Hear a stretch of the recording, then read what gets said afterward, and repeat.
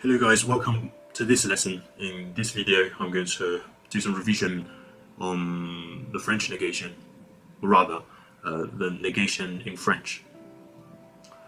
Because this is quite a complex topic, there are lots of things to talk about.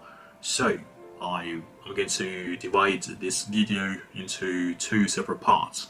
In the first part of the video, or in the first video, I'm going to talk about the basic form of the negation in French, which is ne, pas, and where we should insert the two words into the right place in the sentence, or the right places in the sentence.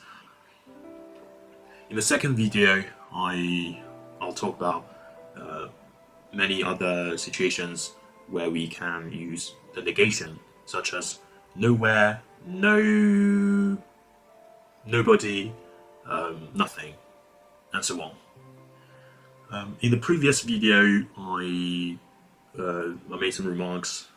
Actually, I went into quite lots of details into different tenses in English, past tenses specifically.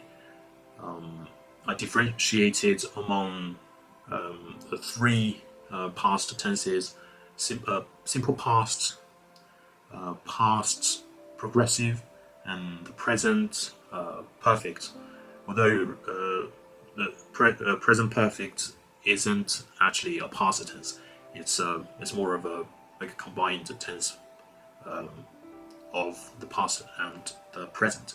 Anyway, I will use that information a little bit in this video. If you haven't watched it, you might want to check it out. It's not necessary, but you know, as I said before, making comparisons between French and English as much as possible is actually quite important for learning this new language. So, in the first place, I'd like to talk about the English negation. Obviously, pretty much everyone knows how to do it. We need to use not, but actually more than that, we need firstly find the auxiliary verb. Also, I want to apologize for my bad handwriting, and I talked about what the auxiliary verb is in the last video. Have, done, and that have is actually auxiliary verb. And I'll give you another example. In progressive tense, for example, in simple present tense, I am writing a letter. She was writing a letter. That's the am or was is actually the auxiliary verb. Okay, two more examples. I like watching your videos. I don't like watching your videos. So you notice that we actually add the do in the sentence. And then I'm going to subscribe to your channel. I'm not going to subscribe to your channel. So it's your loss. Okay.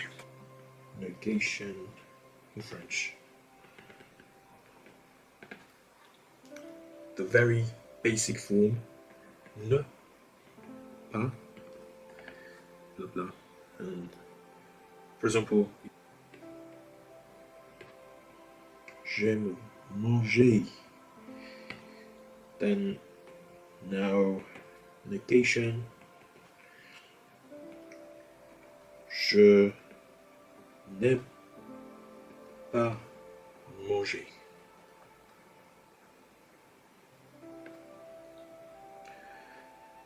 What if there is an object after the verb? For example, I like it. je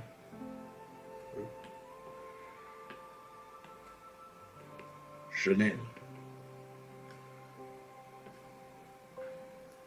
Then now it's je ne l'aime pas. And the object we talked about is this ne. And we put ne before the object, or C or D. You still remember last time I talked about it, a direct object. This is a simple present tense. Oh fuck, I can't cool.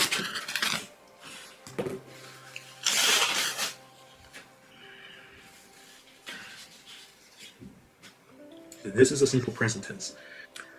Now we're going to look at some other tenses and notice the difference, the change of the place of ne.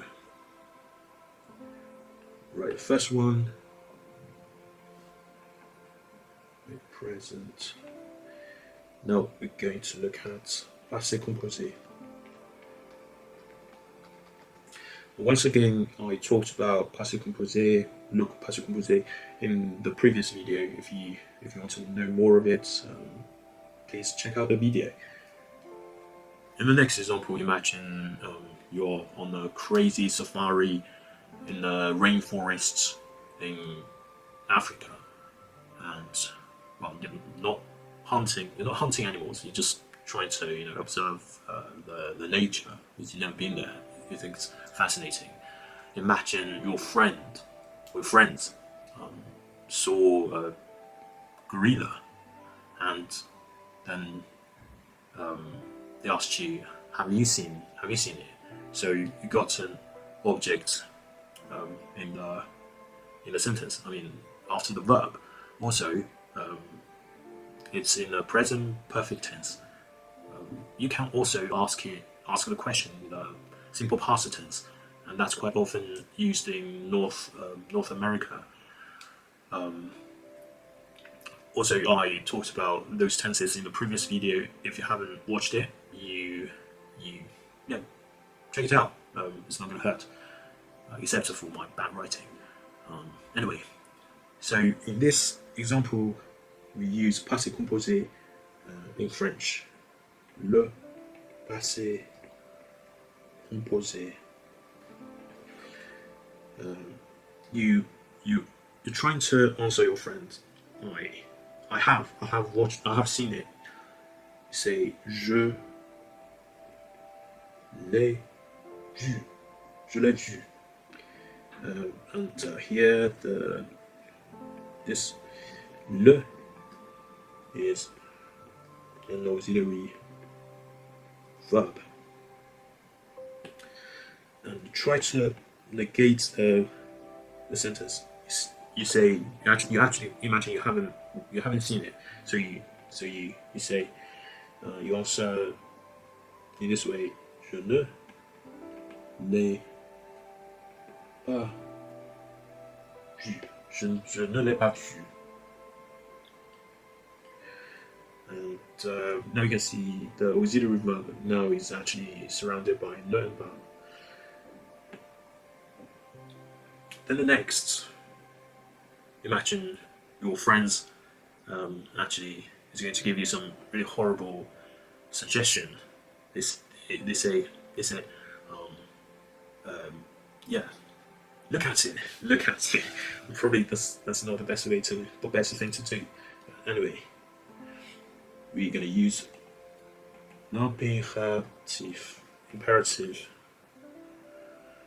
which is used to give suggestions, or maybe giving orders. So we have to understand the subject actually is you. In a normal sentence would be you look at it, but we don't actually use that because this is not a simple present. This is imperative, so it's look at it. And in French, if it's normal, it's tu regardes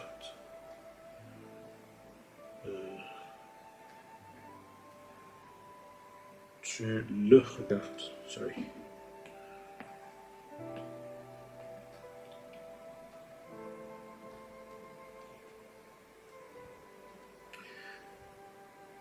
But it's because it's an imperative, then you don't use tu, then you say regarde. Also you drop that S. Regarde lui. Apparently, this is really bad suggestion. Your friends are not that stupid, and they actually try to tell you, don't look at it. Don't look at it. So we need to negate this sentence. Then we say ne le regarde pas. Ne le regarde pas. Then you went, no, I'm not going to look at it. So this is a tense called futur, le futur proche, so near future. So in English, it's more like I'm not going to do something. Although you might say I want to do something, but let's just use le futur proche as an example because we want to observe the places where ne and pas should be inserted in the sentence. The affirmative answer would be je vais le regarder. Je vais le regarder. Notice that in the past, le passé composé, the object le is before the auxiliary verb avoir. So it's a je l'ai vu. Here we actually put it behind this aller. In this sentence it's vers. We put it behind it and before look. So it's je vais le regarder. Now we try to negate the sentence. Not. Then notice that we say je ne vais pas le regarder. One thing I want to make a note on is this word pas is an adverb. It's an adverb. Okay. So an adjective is used to describe a noun. So a beautiful morning. Morning is a thing. So it's a noun.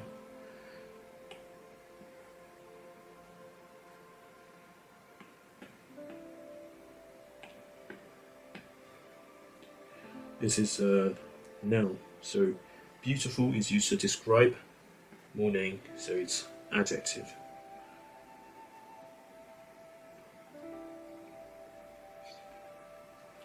An adverb is used to describe. It can be used to describe a verb. It also can be used to describe an adjective and even another adverb. For example, I work hard. Hard is used to describe verb, the verb work, so it's an adverb. Then in this one you say work very hard. Oh, sorry. That's the last one. Work very hard. Because we just said hard is an adverb. You want to say how much, like the commitment or dedication you put in your work. So to a lot of extent you work really hard, then very is an adverb as well. Then there is another example. You say a very beautiful morning. Because we just said beautiful is an adjective, and very is used to describe how beautiful the morning is. So very is an adverb. Okay, part is adverb. So in the next video, I'll talk more on many other situations. We're gonna see things like ne personne, ne rien, and sans, pas encore, that kind of things. So if you want to know more of it, please click somewhere, maybe here. Yeah. See you in the next video.